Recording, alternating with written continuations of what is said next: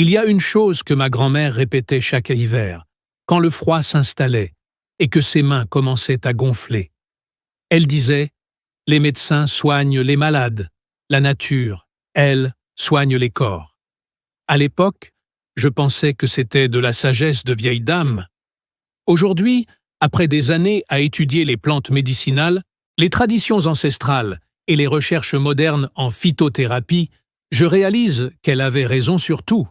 Les douleurs articulaires touchent aujourd'hui plus de 10 millions de personnes en France.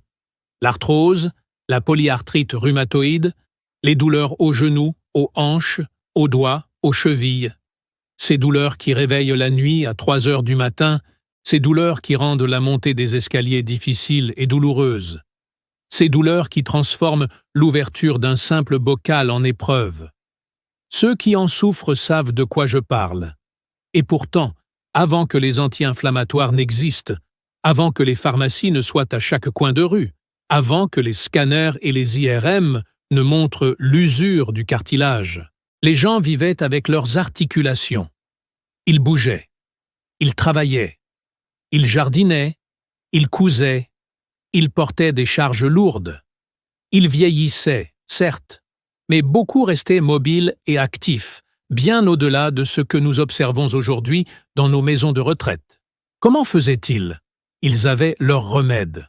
Des remèdes transmis de mère en fille, de grand-père en petit-fils, des remèdes qui traversaient les générations non pas parce qu'on les avait écrits dans des livres ou validés dans des laboratoires, mais parce qu'ils fonctionnaient, parce que les gens qui les utilisaient allaient mieux. Ce que je vais vous partager aujourd'hui, ce sont ces 20 remèdes. Pas des théories abstraites, pas des formules compliquées réservées aux herboristes professionnels.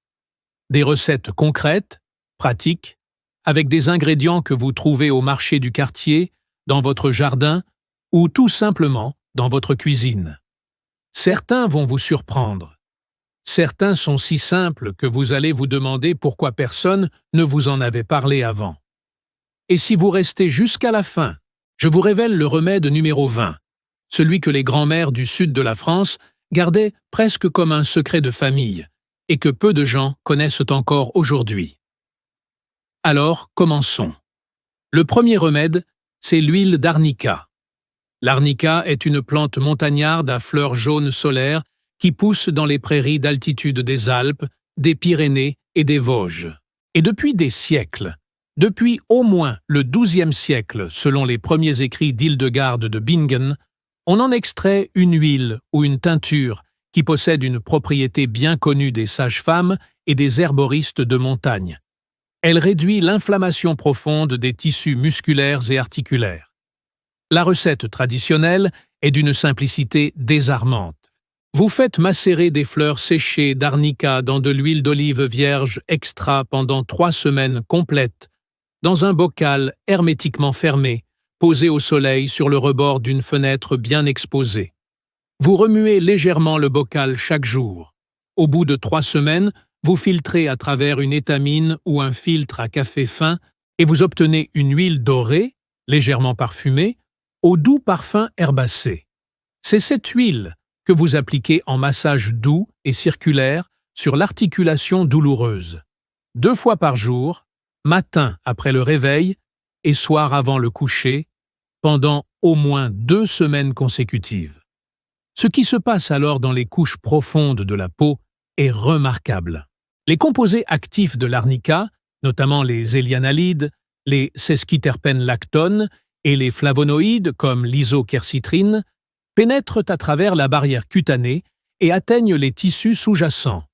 Là, ils inhibent les marqueurs de l'inflammation locale, en particulier le facteur nucléaire NF-κB, qui joue un rôle central dans la cascade inflammatoire articulaire.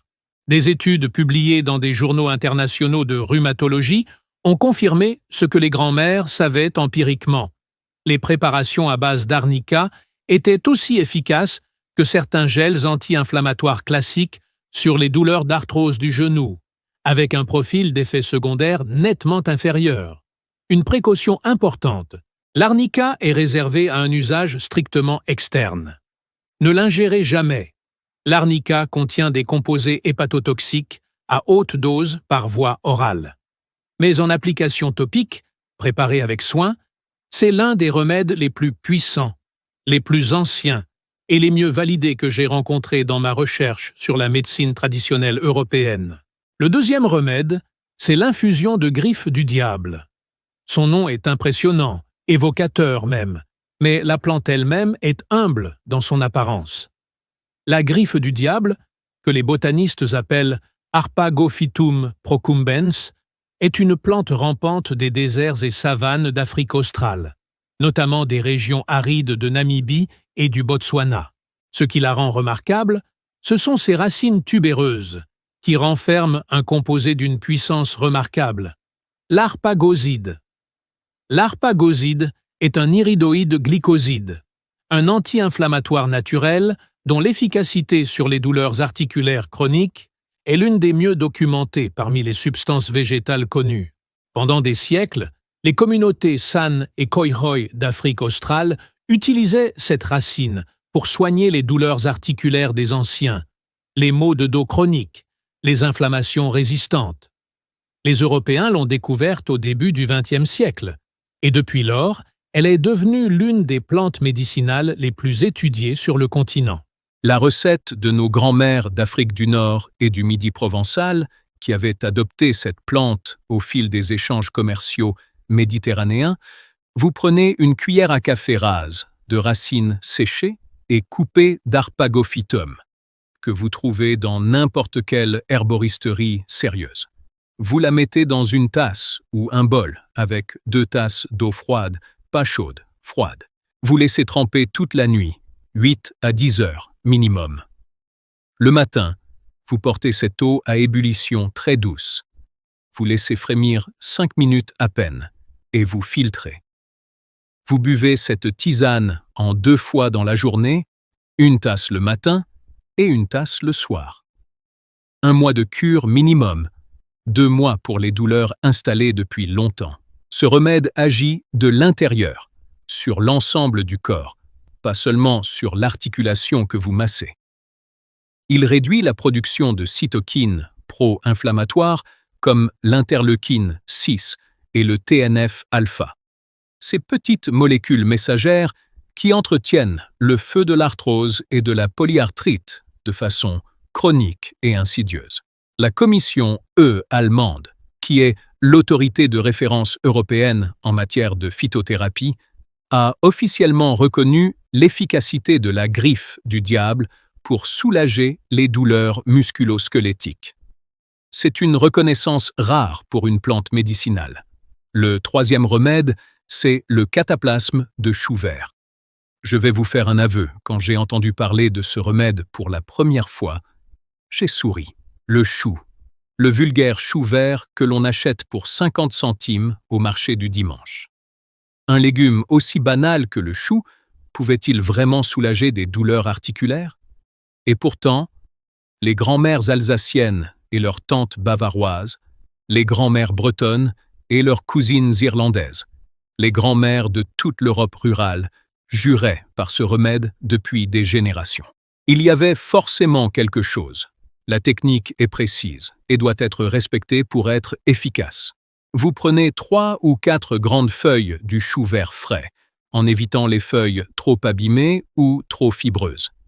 Vous les passez quelques secondes au rouleau à pâtisserie pour les attendrir légèrement, juste assez pour briser les fibres, sans les écraser complètement ni en faire une purée. L'idée est de laisser les cellules végétales commencer à libérer leur contenu actif. Vous posez ces feuilles directement sur l'articulation douloureuse, que ce soit le genou, le coude, la cheville ou le poignet. Vous enveloppez l'ensemble d'un bandage souple ou d'un torchon propre, légèrement humidifié pour maintenir le contact. Vous laissez en place au minimum 2 heures, et idéalement toute une nuit pendant votre sommeil. Ce qui justifie ce remède sur le plan scientifique est fascinant. Les composés soufrés du chou, combinés à ses glucosinolates, à son indole 3-carbinol et à sa richesse notable en vitamine K, en vitamine C et en acide folique, créent une action à la fois drainante et anti-inflammatoire locale que les chercheurs ont commencé à documenter sérieusement. Ce n'est pas de la magie ni de la superstition. C'est de la biochimie végétale appliquée. Des chercheurs ont publié en 2016 une étude comparative rigoureuse montrant que les feuilles de chou appliquées sur le genou arthrosique réduisent significativement la douleur après 4 semaines d'application régulière. Les résultats étaient comparables à ceux obtenus avec certains gels commerciaux anti-inflammatoires disponibles sans ordonnance. La grand-mère avait raison. Le 4e remède, c'est le lait de curcuma. On l'appelle golden milk dans la tradition ayurvédique indienne, où il est utilisé depuis plus de 4000 ans. Mais les grand-mères provençales et celles du sud-ouest connaissaient depuis longtemps le curcuma, cette épice solaire aux reflets orangés que les marchands arabes avaient introduite sur les marchés méditerranéens au Moyen Âge. La recette se prépare chaque soir. Une cuillère à café de curcuma en poudre de qualité, idéalement biologique. Une pincée généreuse de poivre noir fraîchement moulu, et j'insiste sur ce point car il est absolument essentiel. Je vous expliquerai pourquoi dans un instant. Une tasse de lait chaud, lait de vache entier, ou lait végétal de coco ou d'amande, selon votre préférence et votre tolérance. Une petite noix de beurre doux, ou une cuillère à café d'huile de coco vierge. Et optionnellement, pour adoucir, une cuillère à café de miel d'acacia ou de miel de lavande. Vous mélangez l'ensemble dans une casserole. Vous chauffez doucement, sans jamais laisser bouillir. Vous remuez bien pour dissoudre le curcuma. Et vous buvez cette tasse chaude le soir, avant de dormir, comme un rituel. Maintenant, pourquoi le poivre noir est-il absolument indispensable? La curcumine, le composé actif du curcuma qui lui donne sa couleur dorée et ses propriétés thérapeutiques, est en elle-même assez mal absorbée par l'intestin humain. Elle passe rapidement à travers le tube digestif, sans être pleinement assimilée. Mais la pipérine, le composé qui donne son piquant au poivre noir, inhibe les enzymes hépatiques qui dégradent la curcumine avant qu'elle ne soit absorbée. Résultat, l'ajout d'une simple pincée de poivre noir augmente la biodisponibilité de la curcumine de 2000%. C'est le chiffre exact qui a été mesuré en laboratoire. Et l'huile, ou le beurre ajouté, dissolvent la curcumine qui est une molécule liposoluble, c'est-à-dire soluble dans les graisses, rendant la préparation encore plus biodisponible. La curcumine est peut-être le composé naturel le plus étudié au monde pour ses propriétés anti-inflammatoires. Elle inhibe la COX-2, exactement la même enzyme que ciblent les anti-inflammatoires non stéroïdiens, comme l'ibuprofène, mais sans les effets secondaires gastriques et cardiovasculaires associés à ces médicaments. Boire ce lait d'or chaque soir pendant 2 à 3 mois transforme l'expérience de nombreuses personnes souffrant d'arthrose. C'est une habitude qui mérite d'être adoptée pour toute une vie. Le 5e remède, c'est la compresse de gingembre frais. Le gingembre est une racine que tout le monde connaît comme épice de cuisine. Mais peu de gens savent l'utiliser en compresse chaude externe, et c'est pourtant l'un des remèdes les plus rapides que je connaisse pour calmer une articulation enflammée après un effort ou dans les phases de poussée douloureuse. Voici comment faire avec précision, à l'aide d'une microplane ou d'une râpe fine. Vous obtenez une pulpe humide et parfumée. Vous la chauffez légèrement dans un peu d'eau, juste assez pour la tiédir sans la bouillir, car la chaleur excessive détruit une partie des composés actifs. Vous imbibez un linge propre de cette préparation tiède et vous exprimez légèrement pour qu'il ne goûte pas. Vous l'appliquez directement sur l'articulation douloureuse. Vous couvrez ensuite d'une serviette sèche et épaisse pour conserver la chaleur et créer un effet de cataplasme. Vous maintenez 20 minutes minimum. La chaleur joue elle-même un rôle thérapeutique. Elle dilate les petits vaisseaux locaux, favorise la circulation du sang et du liquide synovial, et prépare les tissus à recevoir les molécules actives du gingembre. Ces molécules, Les gingerols et les shogaols sont des inhibiteurs puissants de la prostaglandine E2, ces molécules biologiques directement responsables de la sensation de douleur et de la rougeur inflammatoire articulaire. En termes simples, le gingembre est un antidouleur naturel topique d'une efficacité remarquable. Ma propre grand-mère faisait cela systématiquement après chaque longue journée au champ ou après les grandes lessives d'automne. Elle ne savait pas ce qu'étaient les prostaglandines. Elle savait simplement que le soir, après la compresse, ses mains souffraient moins. C'est tout ce dont elle avait besoin de savoir. Le 6e remède, c'est la tisane d'ortie piquante. L'ortie est peut-être la plante la plus sous-estimée de nos campagnes françaises. Cette mauvaise herbe que tout le monde arrache du jardin avec des gants et jette au compost est en réalité l'une des plantes les plus riches en silice organique, en magnésium, en fer, en calcium, en vitamine C, en vitamine K et en composés polyphénoliques anti-inflammatoires qui existent dans la flore sauvage européenne.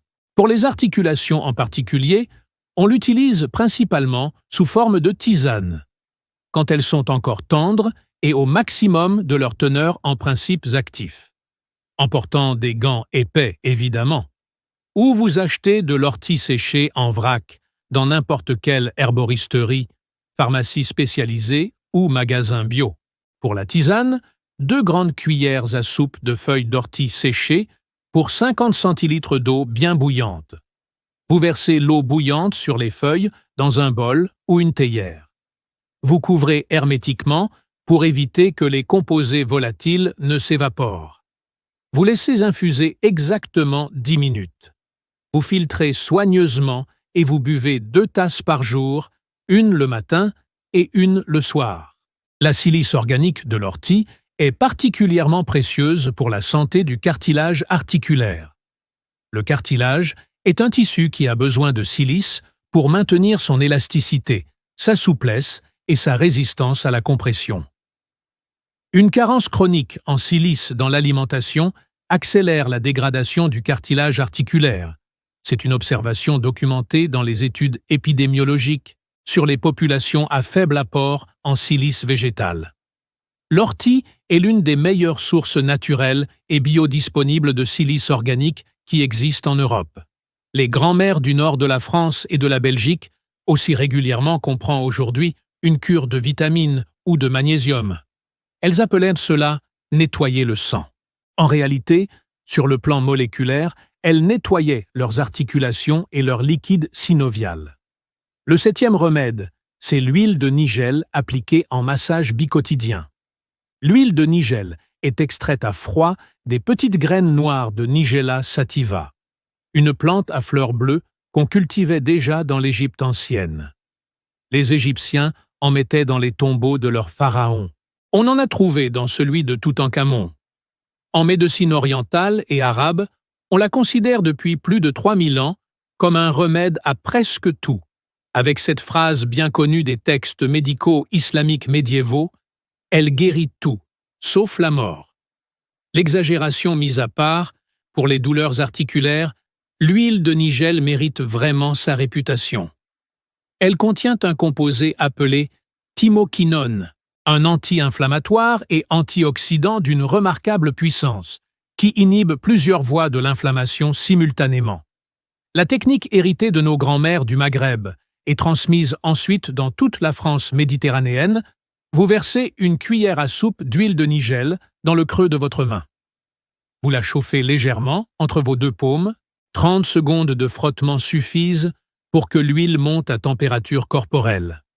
Vous appliquez sur l'articulation en massant avec des mouvements circulaires fermes, mais sans brutalité, en appuyant modérément pour que l'huile pénètre dans les couches superficielles de la peau. Vous massez pendant 5 minutes minimum. Vous laissez agir sans rincer. L'huile continuera à pénétrer pendant les heures suivantes. Recommencez matin et soir pendant au moins 3 semaines consécutives.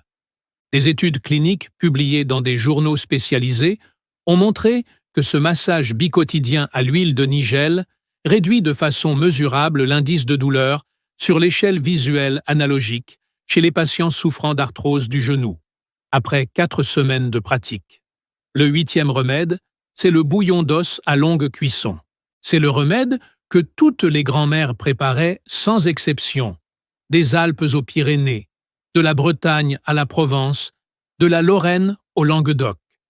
Pas parce qu'elles avaient lu des études scientifiques sur le collagène ou les glycosaminoglycanes, mais parce qu'elles savaient, par observation transmise de génération en génération, que les gens qui mangeaient du vrai bouillon d'os restaient solides, mobiles et en bonne santé plus longtemps que les autres. La recette exige du temps, c'est son secret. Vous prenez des os à moelle de bœuf, des pieds de veau, des carcasses de poulet avec leur cartilage encore bien visible, ou idéalement un mélange des trois. Vous les faites rôtir 30 minutes au four à 200 degrés pour développer les arômes et caraméliser les protéines de surface, une étape qui enrichit considérablement le goût et la profondeur nutritionnelle du bouillon. Vous les plongez ensuite dans un grand faitout rempli d'eau froide, jamais d'eau chaude. Vous ajoutez 2 cuillères à soupe de vinaigre de cidre brut. Ce vinaigre est une étape cruciale que beaucoup omettent à tort. Son acidité aide à dissoudre les minéraux des os et à extraire le collagène qui se trouve dans les cartilages et les tissus conjonctifs. Vous ajoutez les légumes aromatiques habituels, oignons piqués de clous de girofle, branches de céleri avec leurs feuilles, carottes, bouquets garnis avec laurier et thym, quelques grains de poivre noir, et vous laissez mijoter. Pas 1 heure, pas 2 heures. Pour des os de poulet, 12 heures à feu très doux, en couvrant partiellement. Pour des os de bœuf ou de veau, 24 heures, voire 36 heures pour les puristes. Ce qui se passe pendant cette très longue cuisson est proprement extraordinaire. Le collagène contenu dans les os, les cartilages, les tendons et les tissus conjonctifs se transforme lentement en gélatine riche en glycine, en proline et en hydroxyproline. Ces 3 acides aminés sont les briques de construction fondamentales du cartilage articulaire humain. En consommant ce bouillon régulièrement, vous fournissez à vos articulations les matériaux bruts dont elles ont besoin pour se maintenir et se réparer. Une tasse de ce bouillon chaque matin à jeun, ou comme base de soupe au dîner, pendant 2 mois de cure. Votre pharmacien ne vous le prescrira pas, mais votre grand-mère aurait insisté. Le 9e remède, c'est la macération de romarin et de genévrier dans l'alcool.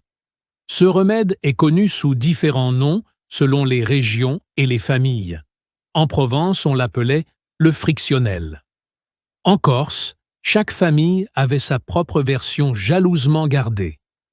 Dans le Périgord, on le préparait pour les vendangeurs, dont les genoux et les dos souffraient des longues journées courbées entre les rangs de vignes. La recette de base est simple à préparer et se conserve 1 an. Vous prenez un demi-litre d'alcool ménager à 70 degrés, ou à défaut une eau-de-vie de marque, un Armagnac bon marché ou du schnapps. L'alcool fort est nécessaire. Il extrait les terpènes et les huiles essentielles des plantes bien mieux que l'eau ne pourrait le faire. Vous y ajoutez une grosse poignée de branches de romarin frais, tiges et feuilles. Vous y ajoutez une grosse poignée de baies de genévrier bleu-noir que vous écrasez grossièrement au mortier pour ouvrir les baies et libérer leurs huiles. Vous ajoutez quelques feuilles de laurier froissées. Vous fermez hermétiquement dans un bocal en verre. Vous posez ce bocal dans un endroit chaud et ensoleillé, une fenêtre exposée au sud. Vous agitez chaque jour et vous laissez macérer 21 jours complets. Vous filtrez ensuite à travers une étamine ou un filtre fin. Ce que vous obtenez est une lotion frictionnelle de couleur ambrée, parfumée, légèrement résineuse. Vous l'appliquez en massage vigoureux sur les articulations douloureuses, genoux, chevilles, épaules, coudes. Le camphre naturel du romarin, combiné aux alpha- et bêta-pinènes du genévrier et à leurs terpènes caractéristiques, produit une sensation chaleureuse, légèrement brûlante puis apaisante, qui stimule la circulation locale et réduit la douleur par l'effet dit contre-irritant, un phénomène bien connu en neurologie de la douleur. C'est précisément le principe actif des baumes sportifs industriels que l'on vend aujourd'hui en pharmacie. Mais sans les additifs chimiques, sans les conservateurs synthétiques, et avec une efficacité que les utilisateurs décrivent souvent comme supérieure. Le 10e remède, c'est la cure matin de vinaigre, de cidre et de miel. Ce remède fait partie de ceux que l'on retrouve dans presque toutes les traditions paysannes d'Europe occidentale et même au-delà. Des fermiers irlandais aux vignerons du Bordelais, des bergers pyrénéens aux paysans normands, des cultivateurs de la plaine alsacienne aux vignerons de la Moselle. Partout la même recette, avec des variantes minimes d'une région à l'autre. Une cuillère à soupe bien pleine de vinaigre de cidre brut, non filtré, non pasteurisé, avec l'amer au fond de la bouteille. L'amer, c'est cette substance gélatineuse et brunâtre qui se forme naturellement au fond des vinaigres vivants. Elle contient des bactéries acétiques vivantes, des enzymes actives et des composés phénoliques en grande concentration. Un vinaigre filtré et pasteurisé n'a pas les mêmes propriétés. Lisez l'étiquette avant d'acheter. Une cuillère à café de miel brut, non chauffé, de montagne ou d'acacia ou de sarrasin. Les 2 ingrédients dilués dans un grand verre d'eau légèrement tiède, pas froide, pas bouillante. Bu lentement le matin à jeun, 30 à 40 minutes avant le premier repas. Chaque jour. Pendant 3 mois minimum. Le vinaigre de cidre contient du bore, un oligo-élément méconnu, mais dont le rôle dans la santé articulaire est aujourd'hui reconnu par la recherche. Des études épidémiologiques ont montré que les populations dont l'alimentation est naturellement pauvre en bore présentent des taux d'arthrite rhumatoïde et d'arthrose significativement plus élevés que les populations dont l'alimentation en est riche. Le miel apporte ses propres composés phénoliques anti-inflammatoires et adoucit l'acidité du vinaigre pour le rendre agréable à boire quotidiennement. De nombreuses personnes qui pratiquent cette cure depuis des années rapportent une diminution notable de la raideur articulaire matinale dès la 6e ou 8e semaine. Le 11e remède, c'est la teinture mère d'Arpagophytum préparée à la maison. Différente de la simple tisane que nous avons vue plus tôt, la teinture mère concentre les principes actifs de la plante dans l'alcool selon un processus qui permet une extraction plus complète, une meilleure conservation sur le long terme et une plus grande biodisponibilité des composés actifs. Voici comment procéder.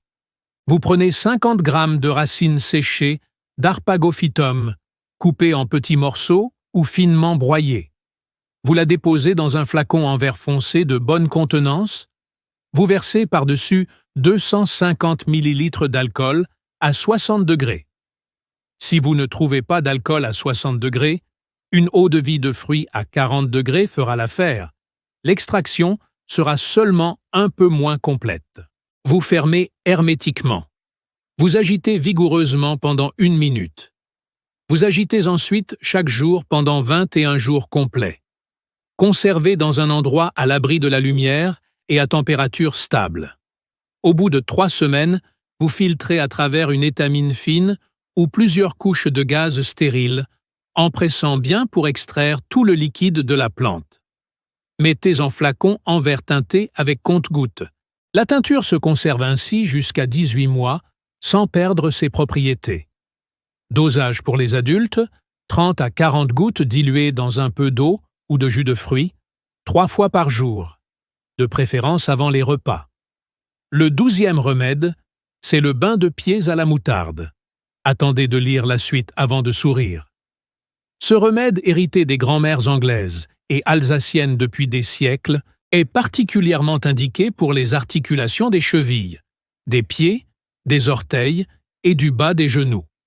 Vous dissolvez 2 cuillères à soupe de moutarde, en poudre pure, pas de la moutarde préparée en pot, dans un bassin d'eau aussi chaude que vous le tolérez confortablement. Vous ajoutez une poignée de gros sel de mer gris. Vous faites tremper vos pieds et vos chevilles pendant 20 à 30 minutes. La moutarde contient des glucosinolates qui, au contact de l'eau chaude, subissent une réaction enzymatique et libèrent des isothiocyanates, des composés soufrés avec une action vasodilatatrice et anti-inflammatoire locale notable. La chaleur de l'eau favorise la circulation du liquide synovial dans les petites articulations du pied et de la cheville. Le sel de mer décongestionne les tissus par osmose et draine les liquides interstitiels accumulés dans les zones enflammées. 3 fois par semaine pendant un mois, ce bain transforme la mobilité des pieds et des chevilles chez beaucoup de personnes, notamment les personnes souffrant de polyarthrite, des mains et des pieds, ou de gouttes articulaires. Le 13e remède, c'est la tisane de prêle des champs. La prêle est une plante préhistorique, au sens parfaitement littéral du terme. Elle pousse sur notre planète depuis plus de 400 millions d'années. Elle a vu les dinosaures naître et disparaître, et elle renferme la concentration la plus élevée de silice organique biodisponible que l'on trouve dans tout le règne végétal terrestre. 20 grammes de prêle séchée pour 1 litre d'eau froide dans une casserole. Vous portez à ébullition, vous réduisez le feu et vous laissez frémir 20 minutes exactement à couvert. Contrairement aux tisanes classiques, la prêle a besoin d'une vraie décoction à la chaleur pour libérer sa silice des parois végétales résistantes. Vous filtrez et vous buvez 2 grandes tasses de cette décoction par jour. La silice de la prêle est absorbée dans l'intestin et transportée par le sang jusqu'au tissu conjonctif, où elle sera utilisée en priorité pour maintenir la structure et l'élasticité du cartilage, des tendons et des ligaments. Les grands-mères des campagnes allemandes et alsaciennes recommandaient la prêle pour durcir les os et assouplir les articulations en même temps. Ce qui semblait un paradoxe apparent fait parfaitement sens sur le plan biochimique. La prêle est également un diurétique doux, ce qui contribue à éliminer les déchets métaboliques et les cristaux microscopiques accumulés dans les tissus périarticulaires enflammés. Le 14e remède, c'est le cataplasme d'argile verte. L'argile verte est utilisée à des fins thérapeutiques depuis l'Antiquité la plus reculée. Les Égyptiens l'utilisaient pour les plaies et les inflammations. Les Grecs et les Romains la préconisaient pour les douleurs articulaires des soldats et des travailleurs. Et toutes les grand-mères paysannes qui vivaient près d'un cours d'eau ou d'un talus où l'argile affleurait naturellement savaient s'en servir. Pour préparer un cataplasme articulaire, vous mélangez de l'argile verte en poudre avec de l'eau froide de source dans un bol en verre ou en céramique. Jamais dans un bol métallique, le métal décharge les propriétés ioniques de l'argile. Jamais d'eau chaude, la chaleur détruit une partie de ses propriétés d'absorption.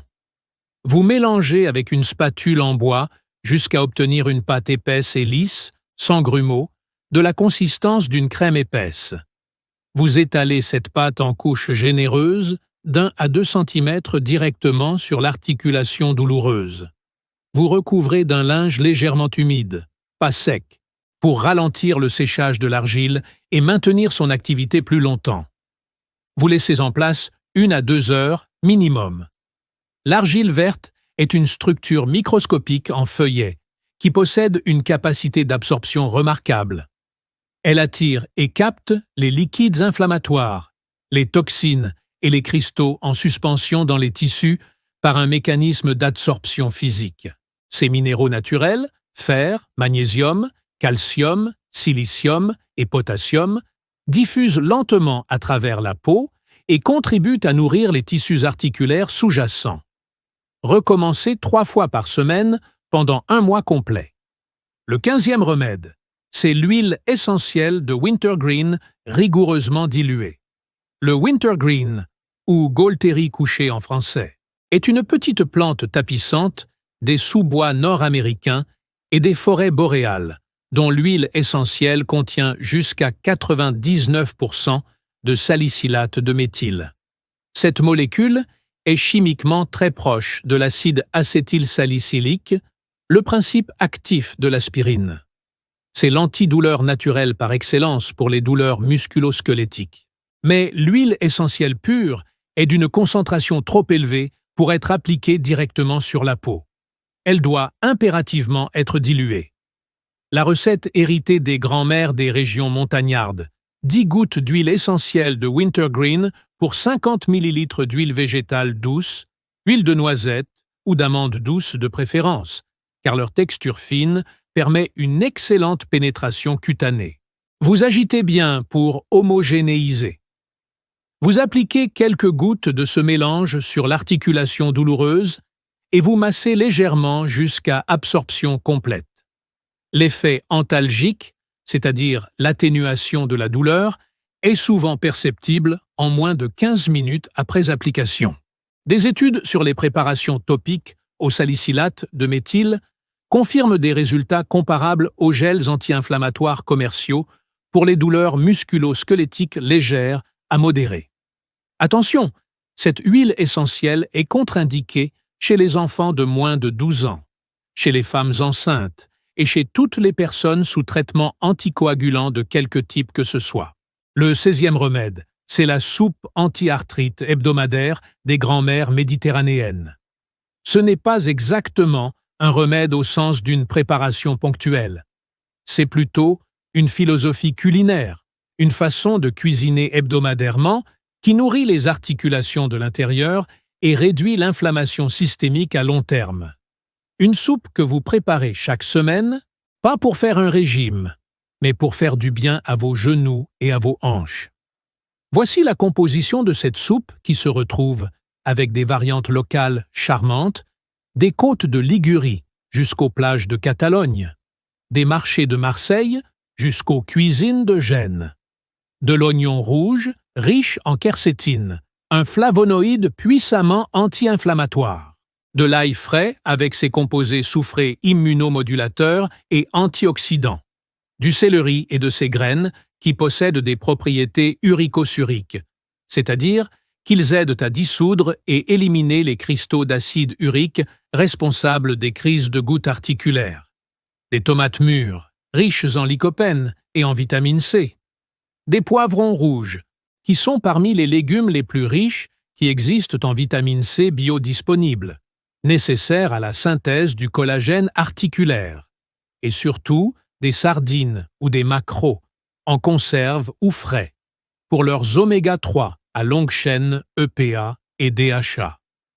Ces acides gras sont les anti-inflammatoires alimentaires les plus puissants que la nature ait produits.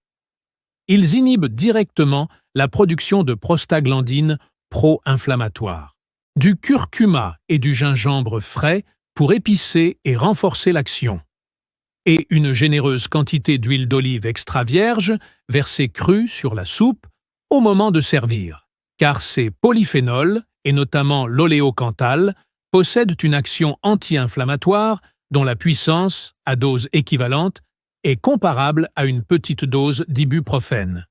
Cette soupe mangée comme un repas du soir, 2 fois par semaine pendant 3 mois, transforme progressivement l'environnement biochimique de vos articulations.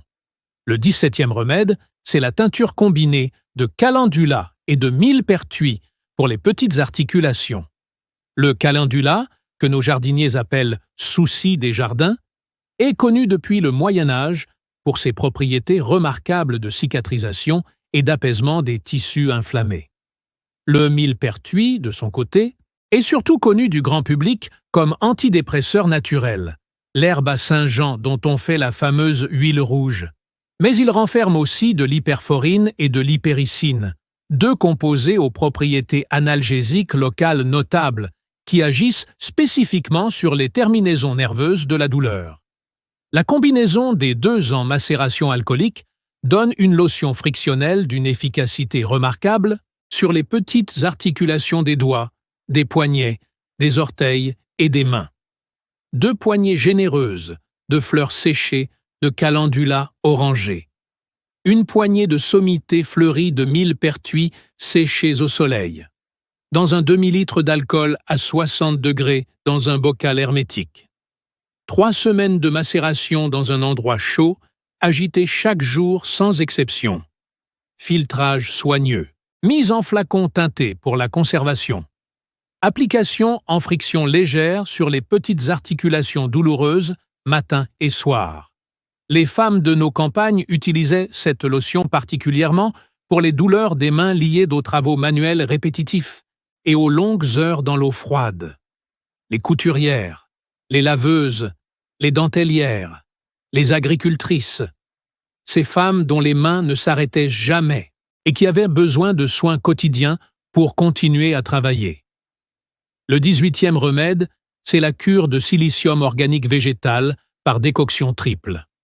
La prêle que nous avons vue est une source remarquable de silice, mais certaines grand-mères de la tradition bretonne et normande préparaient une décoction combinée qui maximisait l'apport en silice naturel en associant 3 plantes complémentaires. Prêle des champs séchés, pour sa silice abondante et ses vertus diurétiques. Bambou, dont les feuilles et les jeunes tiges sont également très riches en silice organique. Et avoine verte, cueillie avant que le grain ne soit mûr, particulièrement riche en silice et en protéines structurales. Vous mélangez à parts égales ces 3 plantes séchées. 2 cuillères à soupe de ce mélange combiné pour 1 litre d'eau froide de source. Vous portez à ébullition douce. Vous laissez frémir 20 minutes à couvert. Vous filtrez avec soin. Vous buvez 2 tasses par jour pendant 3 mois consécutifs. Le silicium organique joue un rôle fondamental dans plusieurs mécanismes articulaires. Il intervient dans la synthèse du collagène, dans la minéralisation osseuse sous-chondrale et dans la résistance mécanique du cartilage à la compression et à l'usure. Une supplémentation douce et continue en silice végétal, même modeste, peut ralentir significativement la progression de la dégradation articulaire liée à l'âge. Les grand-mères normandes disaient que cette décoction gardait les vieux souples comme des jeunes. C'était une image. Mais elle contenait une vérité biochimique profonde. Le 19e remède, c'est la pommade au beurre de karité sauvage et à l'eucalyptus citronné. Le karité est un arbre d'Afrique sahélienne, dont les noix produisent un beurre végétal extraordinairement riche en acides gras et, surtout, en insaponifiables. Les insaponifiables sont des molécules non grasses présentes en petite quantité dans les corps gras végétaux. Et ceux du karité ont une propriété particulière. Ils stimulent la production de collagène par les fibroblastes, les cellules qui fabriquent et entretiennent les tissus conjonctifs. Les insaponifiables d'avocat et de soja, qui partagent des propriétés analogues à ceux du karité, sont d'ailleurs recommandés par certains rhumatologues européens pour ralentir la progression de l'arthrose de la hanche et du genou. La recette de pommade articulaire. Vous faites fondre doucement au bain-marie 2 cuillères à soupe de beurre de karité brut, non raffiné, non déodorisé, le karité brut étant nettement plus riche en actifs que les versions raffinées que l'on trouve en cosmétique. Vous ôtez du feu et vous laissez légèrement refroidir. Vous ajoutez 10 gouttes d'huile essentielle d'eucalyptus citronné, Eucalyptus citriodora, à ne pas confondre avec l'eucalyptus globuleux utilisé pour la respiration. L'eucalyptus citronné contient du citronellal et du PMD, 2 composés aux propriétés anti-inflammatoires locales documentées. Vous ajoutez 5 gouttes d'huile essentielle de lavandin pour ses propriétés myorelaxantes et apaisantes. Vous mélangez bien et vous laissez refroidir complètement dans un petit pot hermétique en verre. Appliquez matin et soir en massage doux et prolongé, en travaillant également les zones périarticulaires, les muscles et les tendons autour de l'articulation, et pas seulement l'articulation elle-même. Le massage lui-même, indépendamment des plantes, stimule la production et la circulation du liquide synovial, qui nourrit votre cartilage articulaire. Car le cartilage est un tissu particulier. Il n'a aucun vaisseau sanguin propre. Il dépend entièrement du mouvement et du massage pour recevoir ses nutriments et éliminer ses déchets. Sans mouvement, le cartilage meurt de faim lentement. Et voici le 20e remède. Celui que je vous avais promis de garder pour la fin. Celui que les grands-mères du Languedoc et de la Provence gardèrent presque jalousement entre elles. Ce n'est ni une plante exotique, ni une formule complexe, ni un ingrédient rare. C'est l'eau de mélisse fermentée, enrichie au romarin et au thym sauvage. Les herboristes du Midi l'appelaient simplement l'eau d'articulation. Et certaines familles la préparaient chaque été, comme on préparerait une conserve ou une liqueur de fruits. Voici comment elle se fait. Dans un grand bocal propre de 2 litres, vous déposez une grosse poignée de feuilles fraîches de mélisse officinale, l'herbe citronnée que vous trouvez dans tous les jardins de France ou en herboristerie, une belle branche de romarin frais avec ses aiguilles parfumées, 2 branches de thym sauvage frais, ou à défaut de thym cultivé, le jus d'un citron bio entier pressé, une cuillère à soupe généreuse de miel brut non chauffé. Vous remplissez ensuite d'eau de source à température ambiante, jamais d'eau du robinet chloré. Le chlore tuerait les bactéries lactiques naturellement présentes sur les herbes fraîches, qui sont essentielles à la fermentation. Vous couvrez l'ouverture du bocal d'un tissu fin, un morceau de gaze ou de mousseline, maintenu par un élastique solide. Ce couvercle perméable est indispensable. Il laisse respirer la préparation, ce dont la fermentation a besoin, tout en empêchant les insectes et les particules de l'air d'entrer. Et vous laissez fermenter à température ambiante.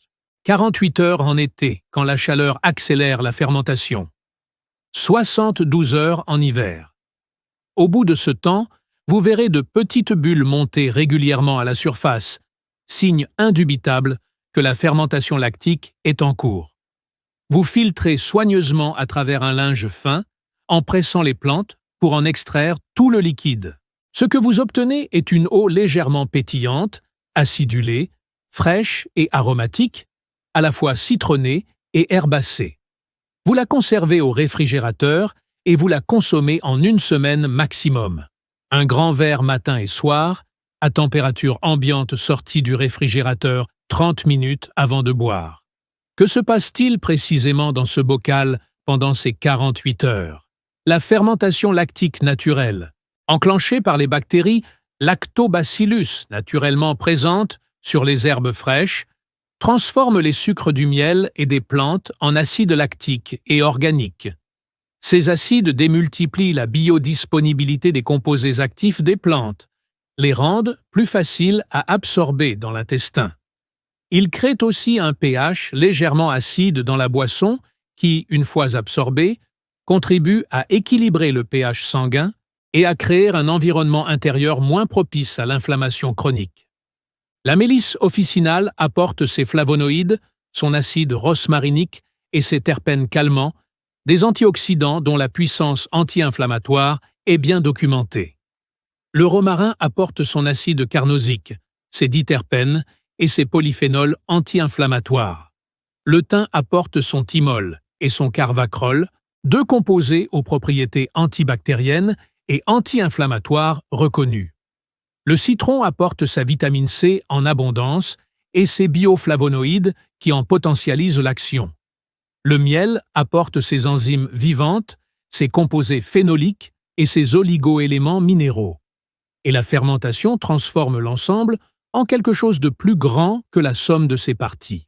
Quelque chose que nos laboratoires peuvent aujourd'hui analyser molécule par molécule, mais qu'ils ne savent pas encore exactement comment reconstituer. C'est la sagesse collective et empirique de ce remède qui est la plus remarquable. Aucune grand-mère du Languedoc ne connaissait les mots acide rosmarinique, ou thymoquinone, ou prostaglandine, ou NF-KB. Mais elle savait observer. Elle savait écouter. Elle savait que les femmes et les hommes qui buvaient régulièrement cette eau pendant les mois d'été vivaient vieux et restaient mobiles et actifs bien plus longtemps que les autres. Elle savait transmettre fidèlement ce qui fonctionnait, sans avoir besoin d'en comprendre le mécanisme moléculaire.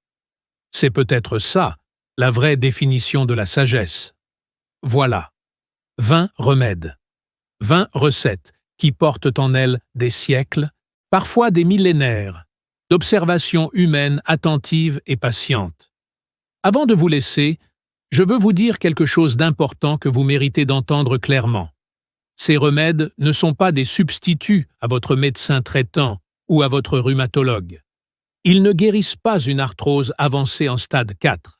Ils ne dissolvent pas les ostéophytes, ni ne régénèrent un cartilage complètement détruit. Ils n'inversent pas des décennies de dégradation articulaire en quelques semaines. Ce qu'ils font en revanche, c'est travailler avec votre corps, pas contre lui. Réduire l'inflammation de fond qui entretient la douleur. Nourrir les tissus articulaires en leur fournissant ce dont ils ont besoin pour se maintenir. Soulager la douleur quotidienne et la raideur matinale. Ralentir l'évolution de la dégradation articulaire. Et améliorer concrètement la qualité de vie au quotidien. Ce qui n'est pas négligeable quand on sait que l'arthrose chronique est la première cause d'invalidité fonctionnelle chez les personnes de plus de 50 ans en France et l'une des premières causes de prise d'antalgiques et d'anti-inflammatoires au long cours. La science moderne commence à peine à valider ce que ces femmes et ces hommes savaient empiriquement depuis des générations. L'inflammation systémique chronique de bas grade est aujourd'hui reconnue comme le mécanisme central de presque toutes les maladies chroniques modernes, y compris les maladies articulaires dégénératives. Et la nature offre des molécules anti-inflammatoires d'une sophistication, d'une complexité et d'une synergie que la chimie de synthèse n'a pas encore réussi à reproduire complètement, et encore moins sans effet secondaire. C'est précisément pour cela que ces remèdes existent encore. C'est pour cela qu'ils se transmettent encore, de génération en génération, même à l'ère des smartphones et des pharmacies en ligne. Parce que les corps humains n'ont pas changé. Et les plantes non plus. Maintenant, une question pour vous. Lequel de ces 20 remèdes allez-vous essayer en premier? Le cataplasme de chou que vous pensiez naïf? L'eau de mélisse fermentée du 20e remède? Le bouillon d'os à 24 heures de cuisson? Ou peut-être la cure matinale de vinaigre de cidre que vous allez commencer dès demain matin? Dites-le moi dans les commentaires. Et si vous connaissez un remède de famille qui n'est pas dans cette liste, partagez-le impérativement. Ce sont exactement ces transmissions-là, ces gestes partagés dans une section de commentaires ou autour d'une table familiale qui empêchent ce savoir ancien de disparaître définitivement. Abonnez-vous si vous voulez continuer à explorer ces trésors de la médecine traditionnelle et de la sagesse populaire. La semaine prochaine, nous parlerons des 20 plantes sauvages qui poussent dans vos jardins et vos forêts et qui ont sauvé des milliers de personnes pendant les hivers difficiles du siècle dernier. Vous ne regarderez plus jamais une promenade en forêt de la même façon.